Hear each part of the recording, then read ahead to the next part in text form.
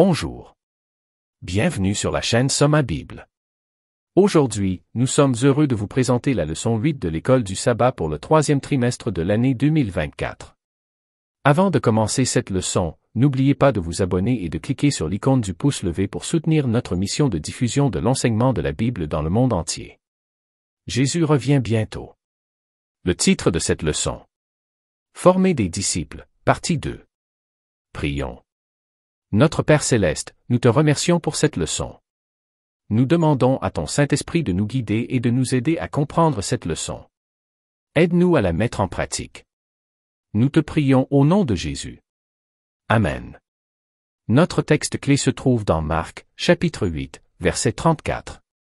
Car le Fils de l'homme lui-même n'est pas venu pour être servi, mais pour servir et donner sa vie en rançon pour beaucoup. Chers auditeurs, l'étude de cette semaine se concentre sur Marc 10, où Jésus conclut ses enseignements sur sa mort imminente sur la croix. Le chapitre est divisé entre les interactions de Jésus avec ses disciples et les leçons clés pour eux. Il s'engage avec différentes personnes. Les pharisiens l'interpellent sur le divorce, des parents lui amènent leurs enfants pour qu'il les bénisse, un homme riche s'enquiert de la vie éternelle et un aveugle demande à être guéri. Marc 10 met l'accent sur les aspects pratiques de la vie à la suite de Jésus, en abordant des sujets tels que le mariage, les enfants, la richesse, ainsi que les coûts et les récompenses de la vie de disciple.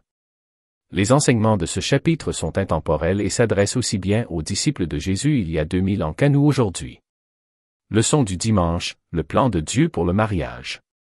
Les pharisiens ont posé à Jésus une question sur la légalité du divorce, dans l'espoir de le piéger et de lui faire donner une réponse qui l'éloignerait du peuple ou le mettrait en porte-à-faux avec les autorités en place.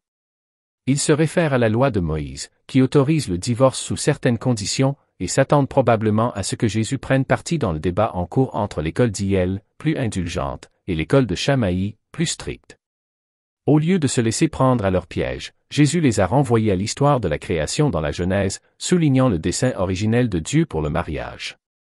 Il a expliqué que, dès le début, Dieu a créé l'homme et la femme pour qu'ils ne fassent qu'un, et que cette union n'était pas destinée à être rompue. Ce faisant, Jésus a déplacé la conversation de ce qui était permis par la loi à ce qui était prévu par le dessein de Dieu. Leçon du lundi. Jésus et les enfants.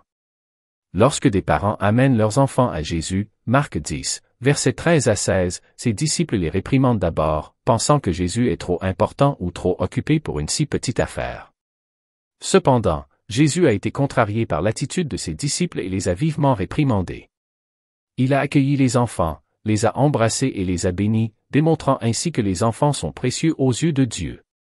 Jésus a enseigné que le royaume de Dieu appartient à ceux qui le reçoivent comme un enfant, avec une confiance, une humilité et une foi simple. En accueillant les enfants, Jésus a souligné leur importance et montré que les qualités du cœur d'un enfant sont essentielles pour entrer dans le royaume de Dieu. Les actions de Jésus ont révélé son amour profond et son attention pour tous, quel que soit l'âge, et son désir que chacun s'approche de Dieu avec la foi pure et confiante d'un enfant. Cela nous met au défi d'incarner les qualités d'humilité et de confiance dans notre propre relation avec Dieu, et d'être des exemples vivants de l'amour et de la joie de Jésus pour la jeune génération. Leçon du mardi, ce que je dois faire pour être sauvé. Dans Marc 10, versets 17 à 31, un homme riche demande à Jésus comment hériter de la vie éternelle. Jésus lui dit de suivre les commandements, ce que l'homme prétend avoir fait. Cependant, Jésus le met au défi de vendre tous ses biens et de le suivre. L'homme, incapable de se séparer de ses richesses, s'en va tristement. Jésus enseigne que le salut n'est pas quelque chose que nous pouvons atteindre par nous-mêmes, mais qu'il requiert la grâce et la miséricorde de Dieu. Lorsque ses disciples s'étonnent de la difficulté pour les riches d'entrer au paradis, Jésus les rassure en leur disant que s'il est impossible pour les humains d'atteindre le salut par eux-mêmes, avec Dieu, tout est possible.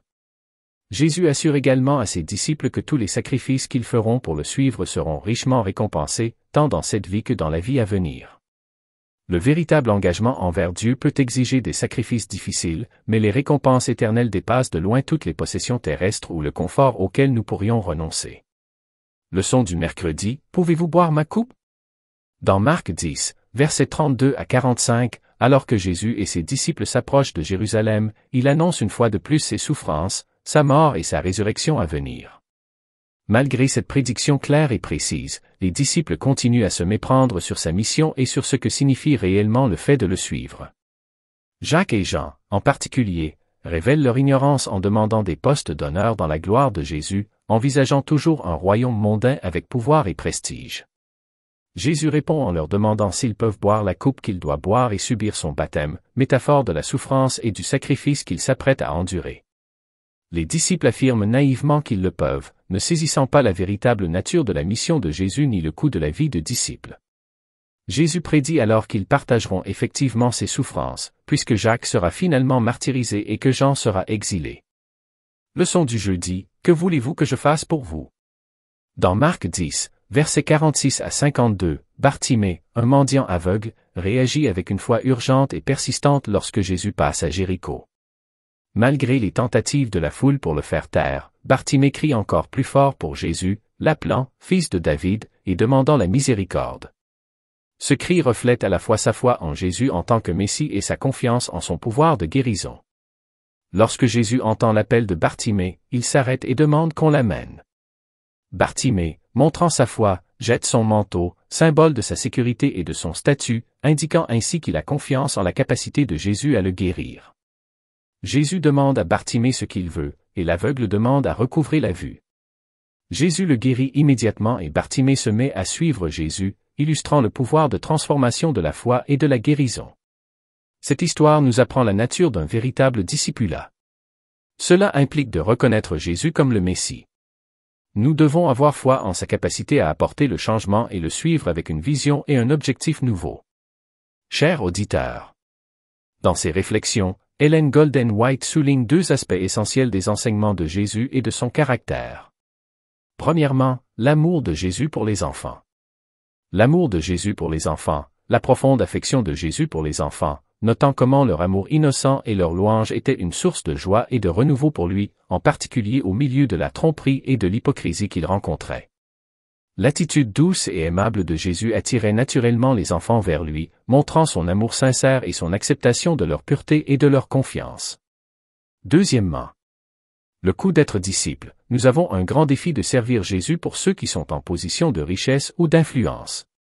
Le véritable discipulat exige un abandon de soi et une obéissance totale, quel que soit le statut ou les possessions de chacun.